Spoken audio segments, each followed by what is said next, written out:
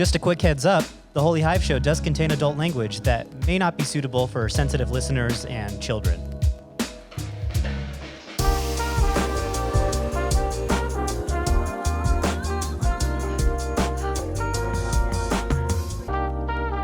From Salt Lake City, this is the Holy Hive Show. I'm Jordan Delacruz for holyhiveutah.com, and with me today is Dan Lawler. Good morning, Dan. Good morning. How's it going? It's going all right. I can see the mountains today, which is new for the past few days. Yeah, it's been pretty rough. Pretty gross outside. Pretty gross weekend. Thanks a lot, California. Mm-hmm. It's everywhere. Turning the sun red. Yeah. Making the moon look all spooky. Exactly. And making it harder to be outside. But pretty good weekend. We ended up at Fisher on Friday for the first time since March 13th for me. Was that the last time that you were at Fisher? That was the last time I did anything in public. So the Fisher opened up their patio, like 2 weeks ago? Yeah, I think so. Yeah, so we decided to do a meetup. That's what we usually do on Fridays when things are normal. We go to Fisher every Friday after work and, have a couple beers and stuff. But we haven't been able to, and we've been doing all our Fisher meetings on Zoom. But we went and enjoyed the patio, and it was the first time. I mean, I went to a really small curated restaurant. Yeah. Where you literally have to take certain paths to the bathroom and stuff like that. This is the first time I was in a free for all. Yeah. Public place, Yeah. And felt pretty good. How'd you feel about it? I felt pretty good. I mean, every time I'm out in public, whether I'm at a store or getting takeout or anything, there's a little voice whispering in my head, about COVID. But once that kind of subsided and I got a little lubricated, alcoholically speaking, I felt good, and it helped that they were pretty set with their regulations and stuff and how they handled everything. Yeah, they did a really good job of kind of setting. You said that they just added those two tops in the back. Yeah. So usually they have these big, long wooden community tables, and they kind of changed things up in their patio to where they had smaller two tops so people wouldn't take up entire tables by themselves because you have to be separated by party. But the way they had it set up was awesome. Mm-hmm. And I think a lot of the businesses that are kind of making the smarter moves are doing a lot to really adapt their business to the current situation, because even after this whole thing ends, it seems like that's always going to be a concern. Yeah. Is distancing and safety and stuff like that. And so people are kind of adapting for the long haul. I wonder how long, we're going to end up being afraid of it, I guess. At a certain point, we're going to get vaccinated, and I would assume things will go back to normal in some form or fashion. But it'll be interesting to see how many of the changes that we've made as a society will kind of just stick. Yeah. Well, I've always thought that the mask wearing when you're sick was a good idea. And yeah, I probably will never fly on a plane without wearing a mask from now on, honestly. I know, right? Yeah. It's funny that I think about a month ago, I watched The Big Short, and there's a scene, Brad Pitt, his character in The Big Short, was a banker, and then he kind of got, I guess, he turned into kind of a prepper guy. Yeah. And he got into organic farming and stuff. And there's a scene where he has to fly into Vegas to meet these guys. And when he flies in, he has an N95 mask on his face. And there's a shot where he's going down an escalator, and there's an Asian businessman going up the escalator, and he's the only other one wearing a mask, and he gives him this little nod. Nice. And I was just whoa, this was. Well, culturally speaking, it's just so much more of a norm in Japan and in China and in places where, they've had pandemic outbreaks, or maybe not pandemic, but outbreaks, in the past. Yeah, for sure. And they're so much more densely populated that you kind of have to do that type of thing. I always think that in the workplace, even though not a lot of workplaces do this, but I always think that if you're just sick, just stay home. Oh, absolutely. You can get by for a couple days without someone. And if you're in a situation like us where we're working kind of more of a business office setting, you can just do work from home. Yes. But if obviously you're going to have to go out for groceries and stuff like that, just wear a mask. That should be the new norm. But that being said, I think one of the reasons why it was so comfortable at Fisher this weekend was because the attitude of everyone there was good. Everyone was just playing by the rules, wearing their masks when they got up to go get a beer and stuff like that, and everything was outside. And it was just chill. No one had a problem with it. Yeah. And I think that's really where the problems start to come in, is when people start to get bad attitudes about it. Yeah, when they feel almost entitled. I think that right now, since it's such a new reopening. Yeah. And who knows? I haven't spoken to them, but they may have had somebody who's maybe pitched a bit of a fit about a mask. Yeah. But while we're in this new phase of reopening for them, I bet people are just kind of thankful and will do whatever, jump through any hoop to kind of hang out wherever they can. Mm-hmm. And so it'll be interesting to see where we're at in 5-6 months, if that sort of regulation is still required by them, and to see how people will react to it. And that's another thought that I had about this whole patio thing is like I was sitting there and it was a pretty hot day, and we were just hanging out having a beer, and it was nice. But it seems like that's the only option that we have right now for hanging out in a social setting is being outside. That's where people actually feel safe. If you're crammed into a small place indoors, it doesn't feel safe. Yeah. And so as the months go on and we go into winter and this thing isn't quite where we want it to be, are we just going to kind of be screwed, or are we going to start? Is the winter patio going to be a thing in Utah? I think because yes. of COVID? I mean, like the winter patio was a thing so far as I was concerned. Yeah, last year. Here and there. I mean, Fisher always did a good job of it because they kind of have like a covered alley, and so they can generate a lot of heat back there. Mm-hmm. But like at a place, I don't know, like I guess Gracie's does things like that where they have like big torches on their patio and stuff. I think those portable propane kind of heaters. Lamps. Yeah, the lamps will kind of be our saviors. Yeah. But at the same time, I think that a lot more people are just willing to be inside and not like care about socializing as much during the winter time. Yeah. So I think that it'll be less of a need, but it will still be a need. Yeah. And I think the mask thing too will be easier in winter because it sucks in summer because it gets kind of hot on your face. It'll be nice. Yeah, it'll be kind of nice. It'll be like a warm little... and like the air quality is going to be shit. Exactly. So we're going to go through our seasonal bout of inversion, and the mask now, it's like we're killing two birds with one stone with the masks. Yeah. Like masks belong in Utah. People should, if you live in Utah, just get used to wearing masks. But that brings us on to like the first news story, which I'll go into right now. So Salt Lake County has doubled down on their mask mandate. County Mayor Jenny Wilson made the decision this week to extend the mask mandate through the rest of the year. In a video message posted to the Salt Lake County's Twitter account, she stated, "We're 6 months into this emergency, and we recognize that until we have a vaccine, we need to continue to battle COVID-19. Support was also given by Gary Edwards, director of the Salt Lake County Health Department, who said that the decline in cases shows that masks are having a positive effect." Good move? I think so, yeah. Anyone arguing that it's a bad move because numbers have gone down has a really ass backwards, mentality. I think, like, you don't want to get stuck in this weird cyclical nature of like, all right, so our numbers are terrible, so we put on masks. So our numbers go down, so we take off our masks. So our numbers go up again. Yeah, like you don't want to get caught in that. No, and I think that's kind of the worry here, is as we see kind of a decline in numbers. It's not like it's going down, down, down, down. It's like we hit different levels. Yeah. We're in the 300 range, then we go down to kind of the 200 range. And I think, that's what you said, it kind of nails it where, I mean, I kind of feel it where I'm like, oh, people are getting kind of more casual with this. Even in like the office setting, I've seen people kind of walking around without masks more often. And I'm like, wait, hold on, this thing isn't done yet. Yeah. Like we should be hopeful because things are starting to decline. Yep. But like, you gotta smash it, Yeah, we're currently the guy in the marathon that's like running towards the finish line with his hands up, and then like he got distracted and someone just raced right by him. He slows to kind of a trot. Yeah, exactly. Or he falls fucking face first. Or like in the topical case of wildfires, you don't stop fighting the fire. Yeah. When you don't see flames blazing, you stop until the smoke's gone and everything is quenched.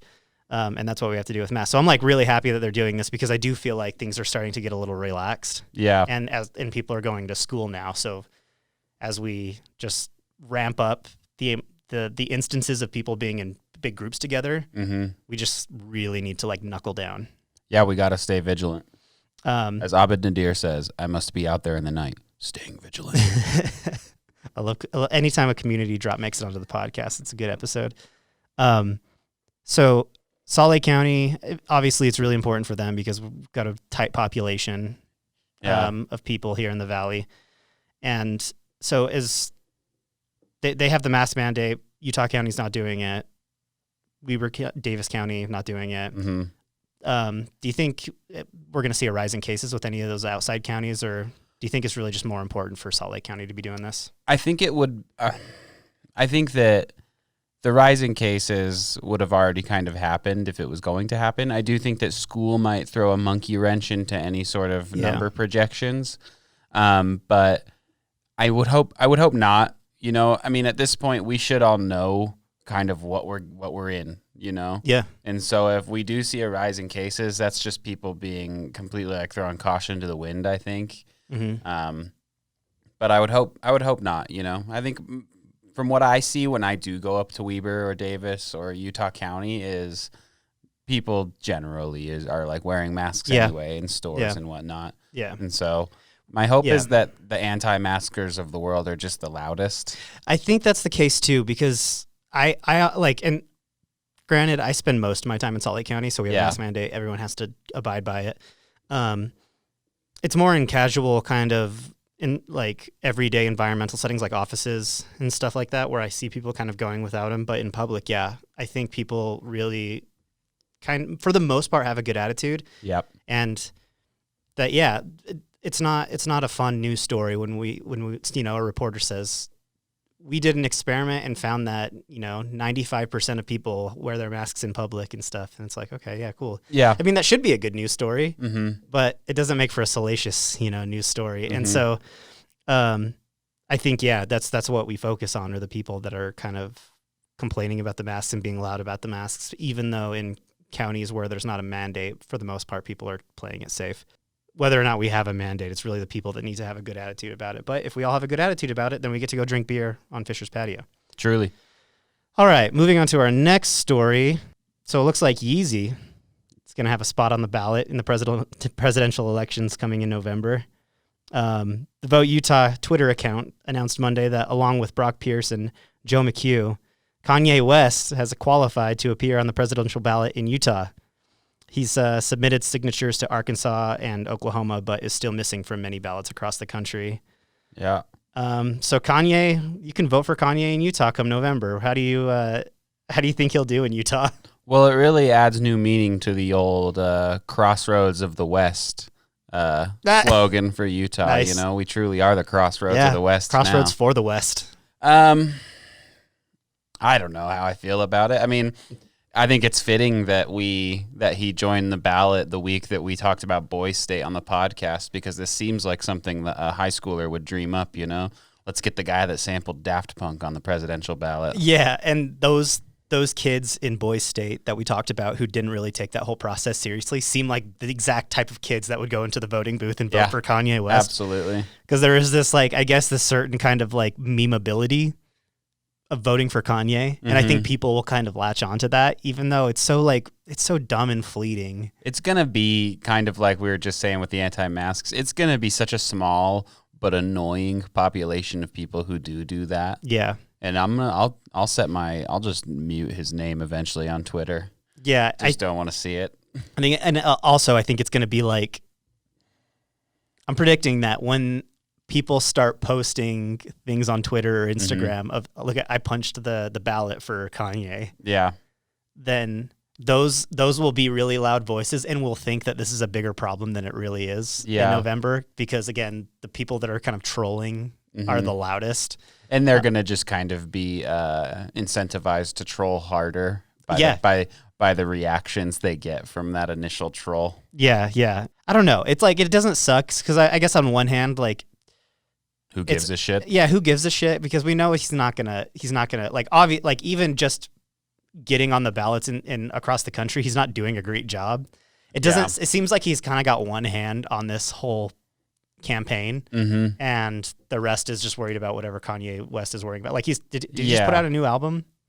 I don't think so. Maybe. Okay, so I think it was one of those things where he was like, the new album drops on Friday, and he still just hasn't released it every time he drops a new album. Yeah. But I think he's on the verge of releasing a new album, so I'm sure that's taking up a bunch of his time. drumming up some promotion for himself. Exactly, and honestly, that might be part of why he's doing this. There's some shadiness. I know that a lot of Republican GOP lawyers and just kind of members of the GOP at large are like kind of helping him get on these ballots in hopes of him taking away some of that younger 18 to 35 left-leaning demo. Yeah, and I don't want to jump to saying like that's his whole motivation behind it, but that's obviously like if anyone in the GOP is interested in Kanye running, it's because he's going to cut the younger vote. And I would like to think that they're better than that. I think that I think the 18 to 35 demo is better than that. And we didn't we had a good turnout in that demographic for the primaries. Didn't we did. We had like a really good turnout for young voters. And they went for Bernie Sanders, which seems like a pretty I don't know, idealistic, vote, I guess. Yeah, like it's not the pop vote. Yeah, it's someone that like, you want actual change from, I guess. I don't know. I was just about to say that too. Like I guess Kanye running is good because it shows that.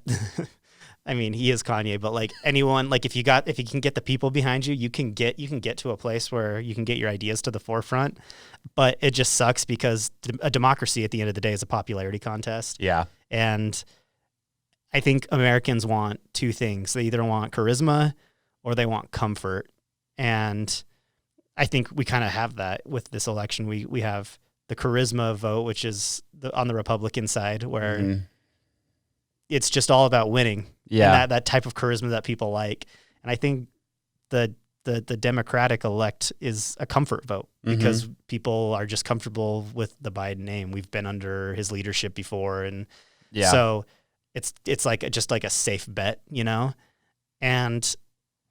It does have this whole Kanye thing has me worrying, like, are people going to be voting on those types of fronts instead of for people that have like real ideas? But like you said, in the primaries, when the younger demographic was voting for someone like Bernie Sanders, it did seem like there is a population of younger people that do look to more idealistic people, people that are presenting solution-based policies. Yeah. Instead of, the comfort that comes with, a loud voice. I believe like pretty shortly after Kanye was announced to be on the Utah ballot, he was tweeting about Jesus Talk, which is his version of TikTok, where he just wants it to be all about holiness. And it's like, you are a clever person, Kanye West. Come up with a better fucking name than Jesus Talk. Christian TikTok? Yeah. Is that basically what it is? Basically, yeah. It's like Christian Mingle, but for a TikTok video service.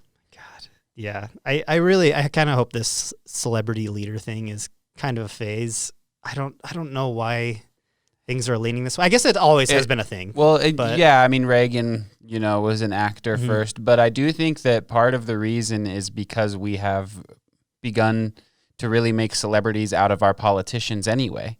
And so it's just natural that the celebrity of, of real would slide into that because they're like, oh, I'm that. I can do that. Who was a Barack Obama fanboy before he became president in 2008, Well, he did introduce the Chicago Bears on Monday Night Football once, and I was like, that guy's dope. Oh, really? So, was that while he was that senator? Was senator, yeah. He was a senator. He was a senator. He defeated, his challenger was Mike Ditka. So, hilarious. So that's the situation, I guess, someone can rouse a fan base in their local. So Barack Obama was probably really well known in Illinois. Yeah. Prior to the 2008 election. But since then, he's a celebrity. Yeah. And now people want to listen to his podcast. They want to buy his playlists. Books. Yeah. His everything. Playlists. He likes Chance the Rapper. And honestly, he kind of rolled with that really well. And he did a great job of kind of harnessing pop culture in his favor. I don't think he exploited it in a way that a lot of people tend to do when they get to that level of fame. You know? But yeah, you're right. Because he's still kind of a fucking nerd. Yeah, he kind of is. Yeah. And also he's kind of got this like dad vibe. Exactly. Yeah. That's what I mean. Like he's just like he went to Harvard and just like really likes to fill out a March Madness bracket, just like every other dad. And he really is like kind of the antithesis of Donald Trump in that he never has to like flex his own clout. Like it's just there. Whereas Donald Trump has to reinforce constantly that he's the king, you know? Either way, I think it's gross to like kind of put your politicians on a pedestal. Yeah, and that's it. Yeah, and that's the way that our culture is set up. Is we have to like popify everything. Yeah, it's like in politics and everything. Yeah. And we're seeing that with a lot of like senators like AOC. Like she's kind of becoming that pop politician. You can get a 15-second clapback clip and make waves, you know. One quick little side note about the Kanye West thing, to get back to that. In the KUTV article, it mentions, earlier this month, West and his running mate, Michelle Tidball, listed themselves as candidates of the BDY, the birthday party. Jesus Christ. Is politics just a big fucking joke? So is that a party that exists in Wisconsin, or is it something that Kanye West I think they created organized? Okay, the birthday party. I was doing some Googling yesterday, and I couldn't find anything. And like what I could find was basically like, oh, this is what Kanye West filed under in Wisconsin. Yeah. Wisconsin, you shouldn't allow that, but I understand why you do. Yeah. Oh, my God. The birthday party. Unbelievable stuff. So, yeah, I hope this is, I mean... Yeah, maybe the idea of thinking of it like as a phase is wrong, because it's just the way that our culture is set up. I think that's how we end this conversation, is like politicians will always become pop culture icons in our country. Yeah. And because of that, a side effect is that people will vote for them based on their pop culture relevance rather than their like solution based ideas. But hopefully, I mean, I have faith in our younger generation, in our 18 to 35 demographic, that they're not going to go run to vote for Kanye West. And the people that do probably don't have that many good ideas about politics. And truly, the long shadow of corporate beer has cast itself upon our great state this week. You may have noticed billboards or digital advertising. Budweiser has launched a campaign to make itself the state beer of Utah. This campaign comes complete with a commemorative can that features many Utah landmarks, including, ironically, the Salt Lake Temple. Also, a commercial featuring Jed, a Utah country store owner who sings praises about Budweiser while campaigning for the beer to represent his home state. That also includes cameos from Olympic gold medalist Josh Christensen and RSL goalkeeper Nick Raimondo. I got some beef here. Yeah, I have let's hear your Raimondo take. He has a beer with Ketos. There is a Ketos beer with his name on it. They've memorialized Nick Raimondo in a beer. A local brewery Time and time again, I have gone to the local grocer. Yeah. I have picked up the Raimondo Pale Ale with excitement in my eyes. Yeah. And I have drank it. Yeah. And loved it. And so now it tastes like betrayal a little bit. It's the taste of betrayal. Yeah. So they have a new goalkeeper, so maybe Ketos is just like, we're going to take that new goalkeeper and give him the Raimondo Ale. Just name it the RSL Goalkeeper Pale Ale. Yeah, the vague RSL Goalkeeper Pale Ale. I have to imagine he got a chunk of change. From Budweiser? Yeah. I believe it for sure. Probably. I love, honestly, the can is pretty beautiful. Yeah, the can looks cool. The Budweiser can. Might be worth it just to buy like the cans and just as like collector's items. Yeah. You know? I think, so do you think that like Utah at all is going to bite on this campaign, or do you think it's just a campaign to do exactly what it's doing right now, which is getting us to talk about it? I think that it's a bit of both. They have set the bar so low that it's almost impossible for Utah not to bite on it. Yeah. According to like the quote unquote rules, if 84,899 people tag or retweet with that hashtag, then Utah will be the first state to secure a state beer. That's not a lot. Like, wait, so are these retweets and hashtags like surrogates for petition signatures? Well, that's the thing. This isn't legislative. I don't think that this is actually going to be legislatively brought upon Utah and added to the Wikipedia so much, as it's just like a novelty item that Budweiser can be like, we got a state beer. Utah is our, and it's like, oh, how was that determined? Well, 84,899 people retweeted it.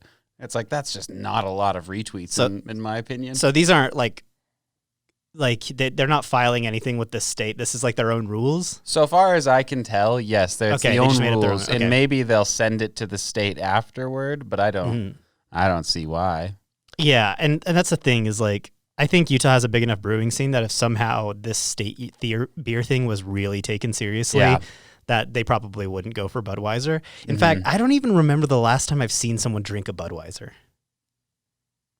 It would have had to have been at like a concert. Yeah, where you have 3 beer options. Yeah, exactly. I see people drinking Bud Light sometimes, but the original Budweiser, I don't ever see anyone drinking. Yeah, I don't see it too often. So I don't know if it has like a big grasp on Utah. That might be something that's bigger, like in the Midwest. They're from Missouri. Yeah, it's a company that was. Are they still there? I know they're like internationally owned or something like that. Yeah, I'm not entirely sure. I know that there is a facility just off of 215.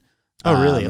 Or maybe it's I-80. I'm not sure which one, but there is a Budweiser facility. Like I've gone there and I've like toured it and stuff. Oh, really? Work one time. They brew beer there? Yeah. Oh, yeah, they brew beer there and everything, but or so far as I know. But I mostly just agree with what the Uinta Brewing's president said. We would welcome the investment of the world's largest multinational brewer by opening a facility in our great state of Utah. The growth in industry jobs it would bring would have a big impact on our members and likely result in more favorable legislation for alcohol producers.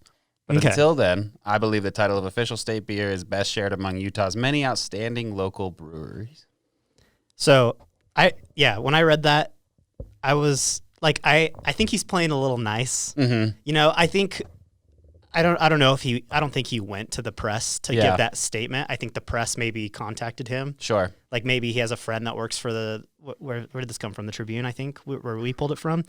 There's a Kathy Stevenson. Yeah. So she probably knows all these people. It's a Kathy Stevenson special. Yeah, she probably reached out and was like, hey, do you have anything to say about this? And he was probably just being nice, you know? Yeah. I think that is a nice sentiment. And yes, I think jobs are great.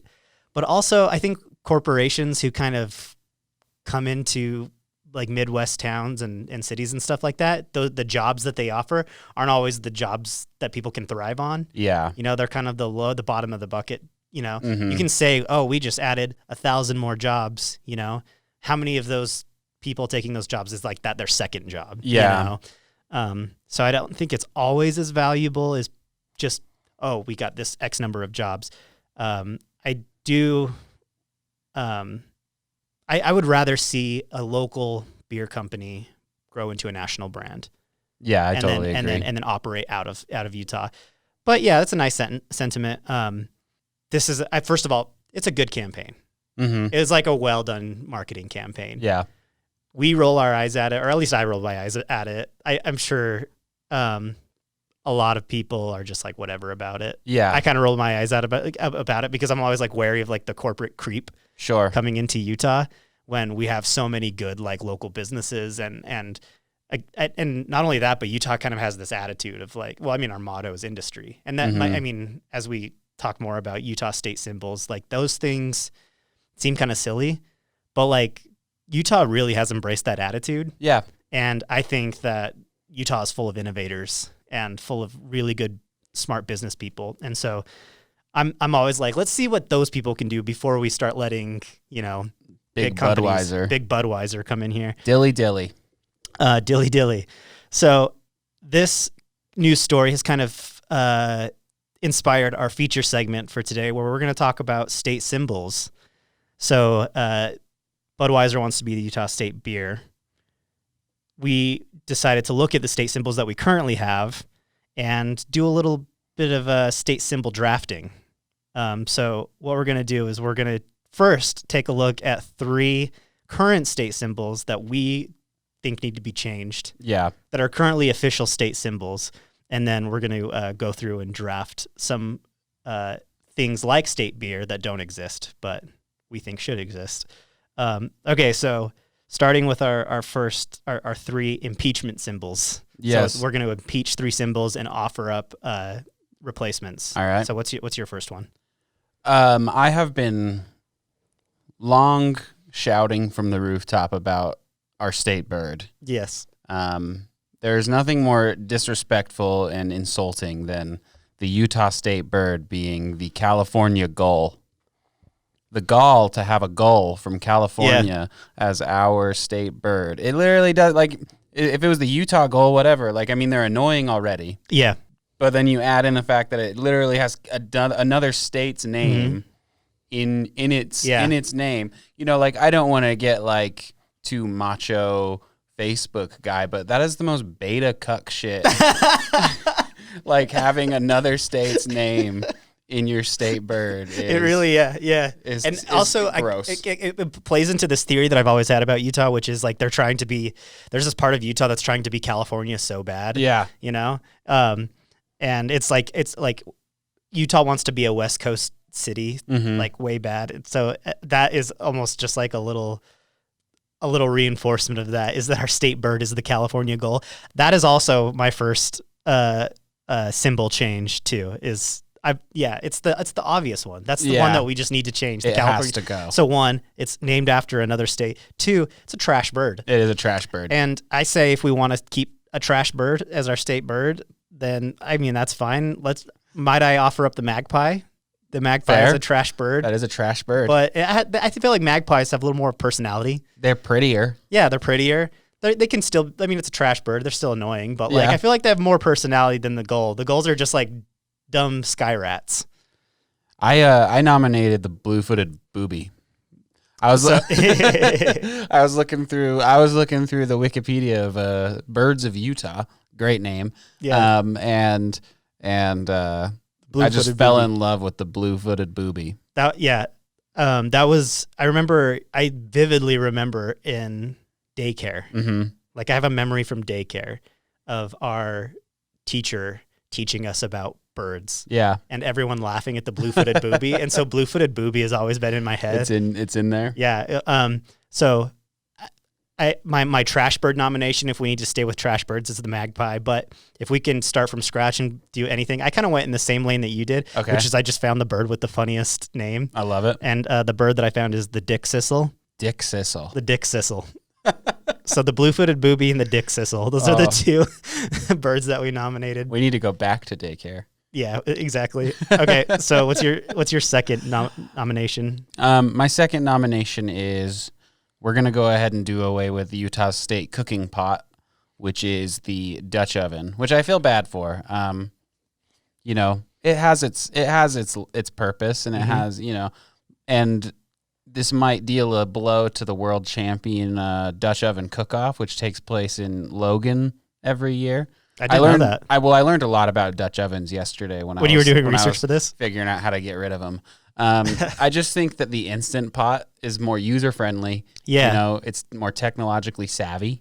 It's the Dutch oven for a new generation. Exactly. And it really, Utah loves family. Mm-hmm. Utah loves family time.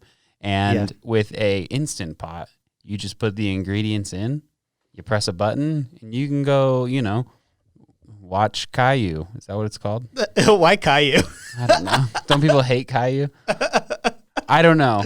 But you can go watch anything you want. Paw Patrol. Let's do it. Baby Shark. Arthur. I'm partial to Arthur. Let's do it.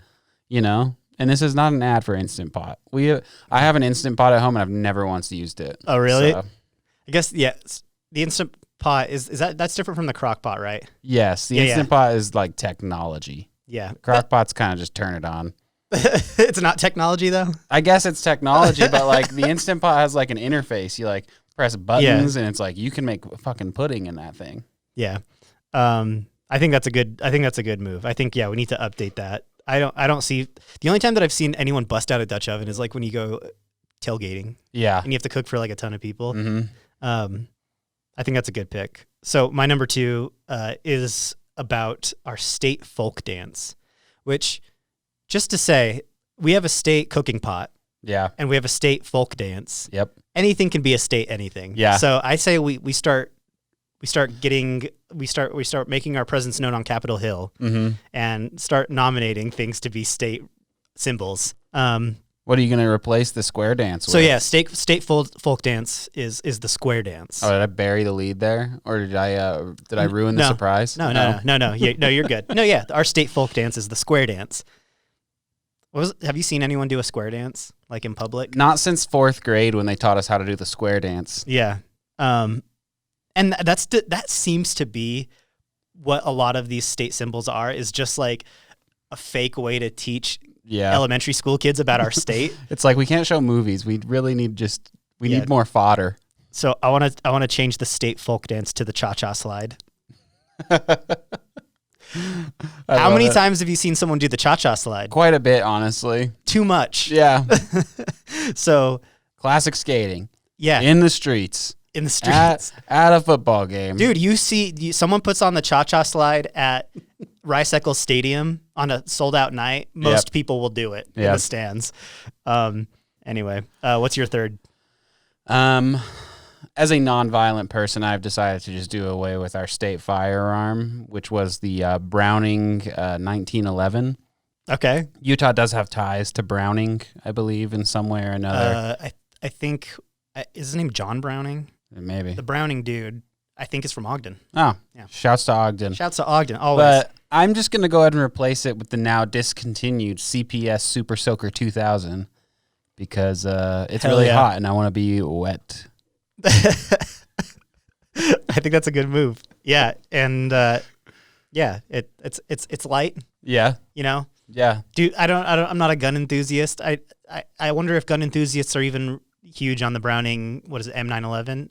1911. Yeah. You know, I'm not sure either, but I know that the Super Soaker 2000 has a like a real nice light trigger on it, you know? Yeah. The glide pump, so it doesn't exactly. It's not hard to pump, yeah. Yeah, you know, there's a lot of great features and functions to the CPS Super Soaker 2000, and I think it's high time we all learn them. And those have you seen there's counter protesters at the protests that have been going on that come with like rifles and stuff like that. Mm-hmm. And then there's been counter protesters who line up with those guys with Super Soakers. I love it. Yeah. So I like that. That's a great pick. So I want to replace the state song. Perfect. And I did a little digging as to where our state song came from. It's called Utah, This Is the Place. It was written in 1996, so it's not even that old. Wow. And the situation in 1996 was that our state song was actually a hymn called, I can't remember what it's called. Damn. Oh, wait, no, actually I have the page pulled up. Here it is. Utah, We Love Thee. So it's like a hymn about Utah. And then a fourth grade class at one of these elementaries in Salt Lake or I think it's in Salt Lake County, one of these elementaries, wanted a song. They thought that the hymn was a little too outdated. Yeah. And they wanted something fun to sing. So there was a movement among these fourth graders to make this song the state song, and they wrote to representatives, and they got this shit passed. That's democracy. So a fourth grade class got this Utah, This Is the Place to be the state song. Again, showing that it's easier to make a state symbol than we think. Yeah. I think we really need to crack down on doing this. So I listened to Utah, This Is the Place. Mm-hmm. Pretty basic, you know. Fourth grade reading level type. Yeah, type fourth song. grade, very repetitive. I think what we need to do is we need to change that to a Beach Boys song. Okay. Called Salt Lake City. It's great. So Beach Boys in 1965 released a song called Salt Lake City, which was essentially written to increase their market value in Salt Lake. So they literally wrote this song as like an advertising campaign. I think the last line is literally like Salt Lake City will be coming soon.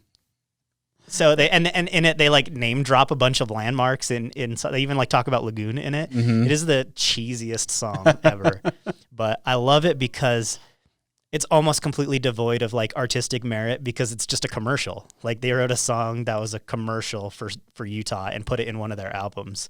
And Utah's motto being industry, I think it's just really fitting to have like a commercialized song about Utah from the Beach Boys. There you go. Be our state song. I love it. So those are the three impeachment picks on current state symbols. Now we're going to nominate. We created some of our own categories that we think should be state symbols, and we're going to nominate some of our own picks. Let's do it. So we're going to start with the one that came up in the news story, the state beer.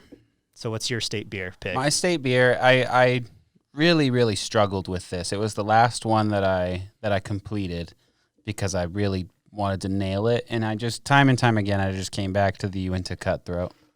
Okay.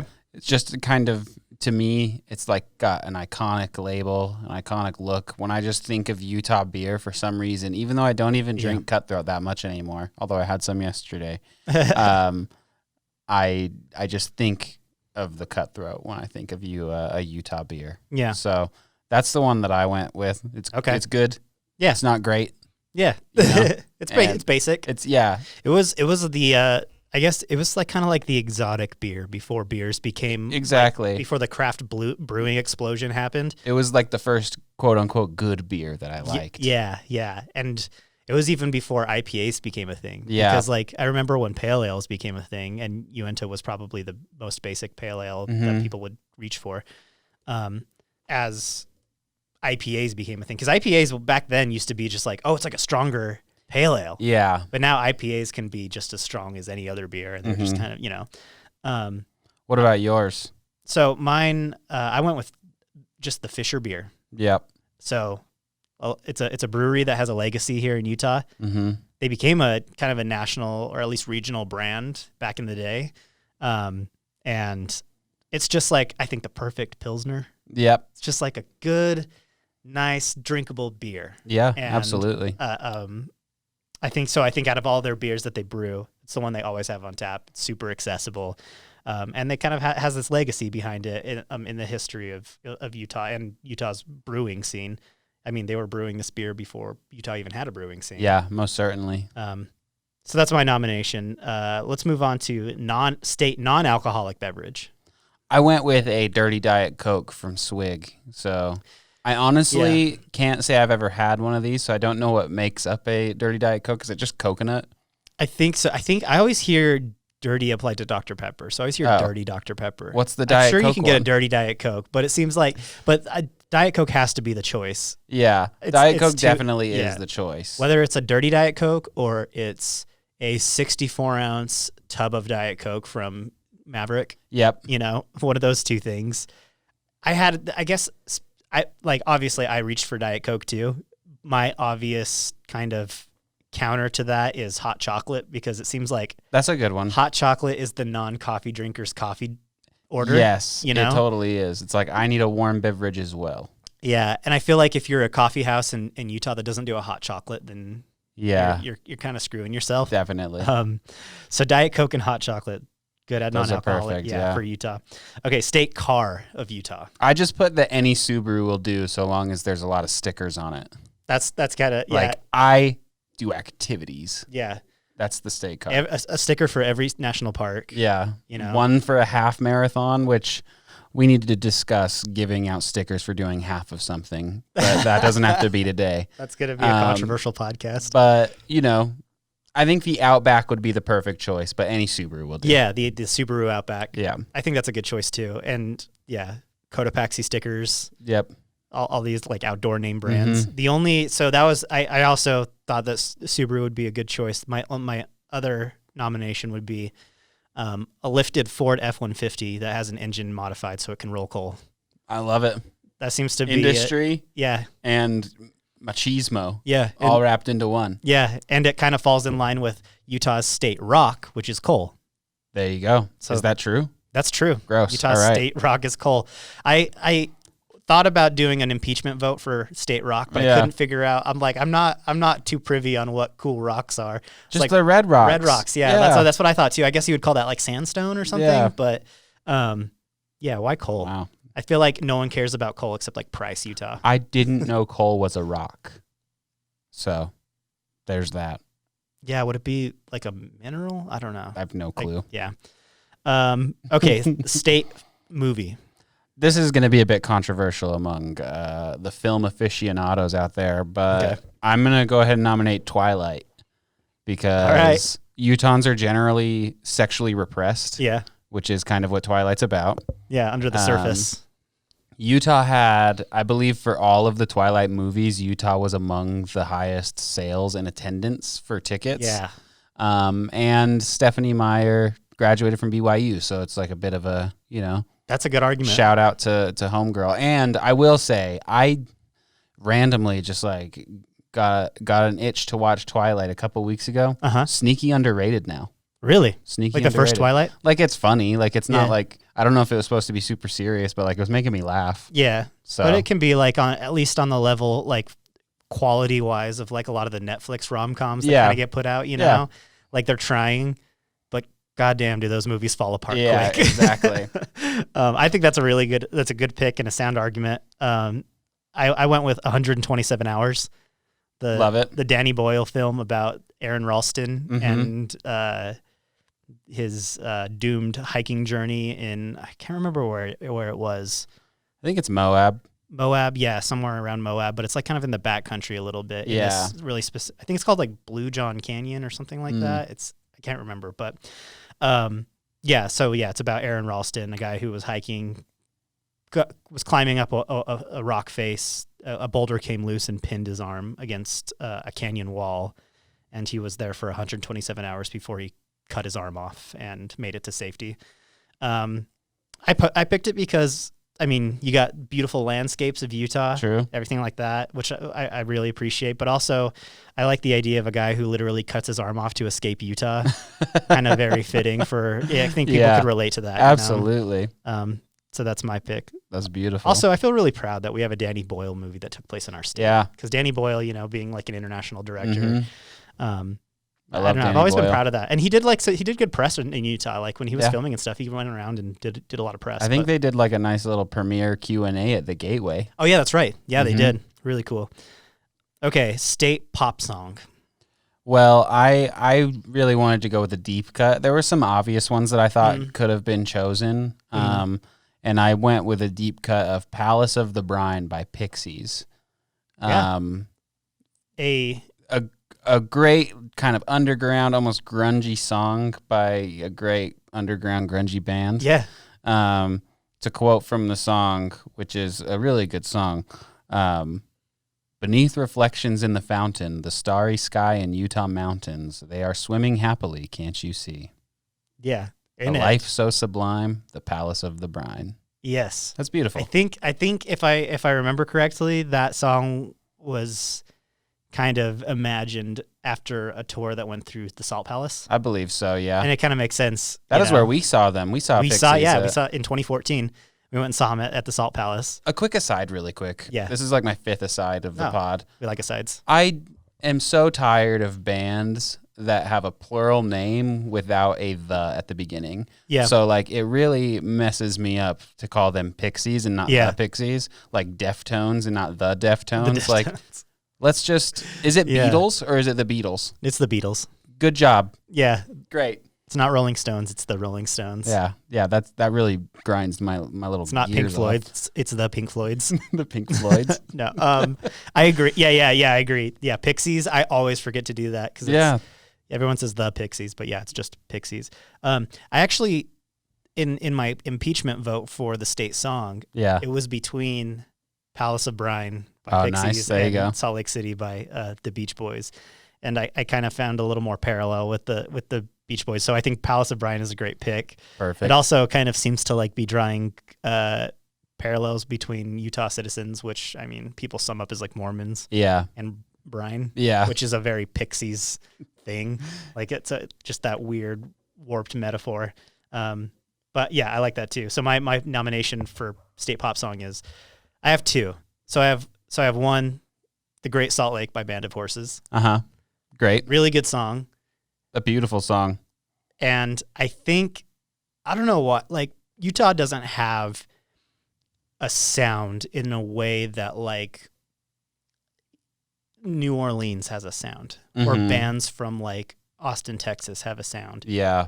Or even like rap music that comes out of Atlanta has a sound. Yeah, you can really determine where a rap group is from based on their cadence almost. Yeah, for sure. There's like a super relaxed West Coast. There's a super kind of like aggressive in your face from the East Coast. And then even some of the Midwest stuff like in Chicago and Minnesota and stuff like that. And I think Salt Lake or Utah doesn't really quite have that sound. I guess you could maybe pin it on something like Imagine Dragons, which I hope isn't the case. Yeah. But I feel like if like something like Band of Horses could represent the sound of Utah, I think that'd be a good band. That is nice. You know, it's like it's kind of like a little sharper indie, but it still has this kind of relaxed kind of like small town. I don't know what you would call it, like a more rural sound, folksy. That's essentially, I just think it's a great sound for representative of Utah, but I think my other choice would be Taste of Ink by The Used, just because it's great like one. a Utah band. Yep. I guess Imagine Dragons probably at this point has had bigger hits than The Used. Yes. But at the time that album came out, there was like nothing that ever came out of Utah like that. And really, like, The Used had an impact on pop punk and emo music that I don't think people really understand. Like, they really had this like effect on it. And if you watch the music video, it's just like a great location scout of like places in Utah County, and you see like a lot, and there's like even a dude wearing a BYU sweater in it. Like, I always remember that. So I think I was trying to think of what Used song I wanted. I would really love if a Used song became a state song of Utah or a state pop song of Utah. Anyway, let's move on to some food choices. So we got two. We got American dish and immigrant dish. All right. What's your American dish? My American dish is very easy. This is almost too obvious, but it's just going to be the funeral potatoes. Okay. Yeah. Funeral potatoes. And then I'm just going to go ahead and give my immigrant dish as well while we're here. We have a great, a great subset of Greek restaurants, Greek community, and I'm gonna go with the Hero. The Hero. Yeah. That's a good pick. So I kind of went on my American dish. I kind of went with the Greek influence. Yep.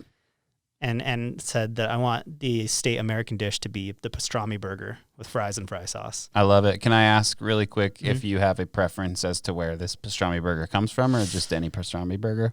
As of late, it ebbs and flows. I haven't been to Atlantis Burger in quite a while. That usually would have been my pick. As of late, it's been just Crown Burger. Gotcha. But also, I haven't had a pastrami burger in a minute. Yeah. I've been going bacon cheese. That's where I usually am. I do really like a pastrami burger though, and but for that same reason, pastrami burger is the burger in all these kind of Greek inspired burger joints. Yep. So Crown, Atlantis, Olympus, Astro, Apollo, their signature burger is always a pastrami burger. Truly. So I think that's a really good representative thing. So state immigrant dish, Al Pastor tacos, specifically from Chunga's. Oh, delicious. That's my choice. That's some delicious stuff. Yeah. I think we owe a lot to our Latino community and how they've shaped Utah, and nothing pisses me off more than bastardized Latino food by white people in Utah.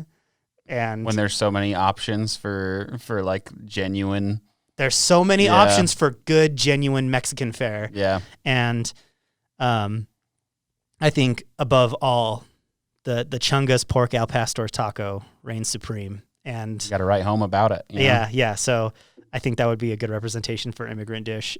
But you know what? If you really dig into Utah's immigrant food scene, it's insane. Like, we have a really good food scene, and a lot of that's taking form in like food trucks. But I think we need a state immigrant dish. Yeah. Okay. State sport. This is our last one. I actually don't know anything about this sport. I've never played it. I've seen people play it. I don't know the rules, and I certainly don't know the appeal. But I'm gonna go with spike ball. Spike ball. It's like you got like a little trampoline looking thing. Yeah. And you try to hit the ball. I've seen people play it, and it never seems to last longer than like 10 seconds per round, I guess. And like that's insanely frustrating. You can never get like momentum going or anything like that when you're just like stopping every 10 seconds. Like, it just doesn't personally seem fun to me.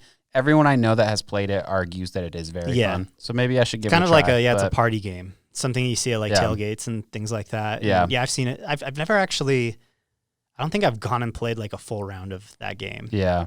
I guess you could make an argument for cornhole too. Cornhole's become pretty popular. Sure. I went with rock climbing, and that's kind of a biased thing because I'm trying to get into rock climbing right now. Yeah. I'm into rock climbing. I rock climb weekly, but the Utah actually does have a state winter sport. Okay.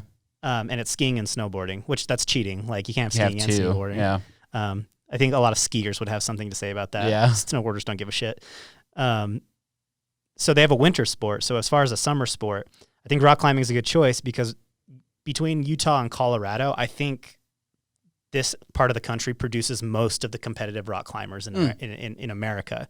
And it's funny because when you watch international rock climbing competitions. Yeah. It's usually either Americans or like Koreans and Japanese competitors. And I was watching one on YouTube, and it was just like going down the roster of rock climbers, and it was like Salt Lake City, Utah, Boulder, Colorado, Golden, Colorado, Salt Lake City, Utah. Yeah. And so I think that's a good choice. And kind of representative. I mean, you have skiing representative of like the mountains and everything like that. Yeah. Rock climbing with the canyons and things like that. I thought about putting sheepdog trials because but I wouldn't know if that would count because that's mostly a dog sport than a human sport. Like the human's definitely involved. Like I don't know if like horse racing would count because it's more the horse than the horse race. Doing, but I don't know. Doing the work. So maybe we just need a state animal sport. Yeah, there we go. And I like the sheepdog trials. I haven't gone to any of those though. I'd like to go check out the sheepdog trials. Nah. Yeah.